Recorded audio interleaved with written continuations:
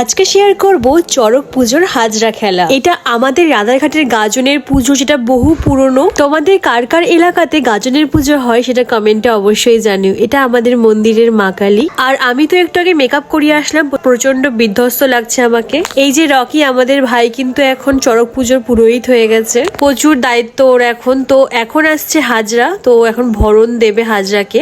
আর এইগুলো দেখতে আমার ভীষণ ভালো লাগে। আমি তো সবকিছু মিস করে দিয়েছি, কারণ একটু লেট করে এসেছিলাম। মুখোশ কালী যেটা সব থেকে আমার ভালো লাগে সেটাই হয়ে গেছে অনেক আগে। আর পোড়া কালীও এসেছিল, এবার নাকি ভীষণ ভয় দেখিয়েছে, কিন্তু আমি মিস করে গেছি। এদিকে বউ কিন্তু খুব মন দিয়ে দেখছে এখন সব নিয়ম কানুন গুলো। তো এখন থেকেই বলে আমি চড়ক পুজো সন্ন্যাসীতে নামবো, ওর তো খুবই ইন্টারেস্ট এগুলোতে। আর এইদিকে এখন হাজরা খেলা হচ্ছে, এখানে 5টা হাজরা ছিল, প্রচন্ড ভয় দেখিয়েছে লাস্টের দিকে। এগুলো কিন্তু মানে পাগলই হয়ে গেছিল মনে হয়, ভীষণই তাড়া করছিল। আর যদি একবার কারো গায়ে খাড়াটা লেগে যায় মানে খুব ভয় লাগছিল, মানে খুব ভয় দেখিয়েছে আমাদের। সেই সময় তো হাজরাদের ভর দেওয়া হয়, তখন তো ওদের হুঁশ থাকে না, তো সেইভাবেই খেলছিল, খুব ভালো লাগছিল।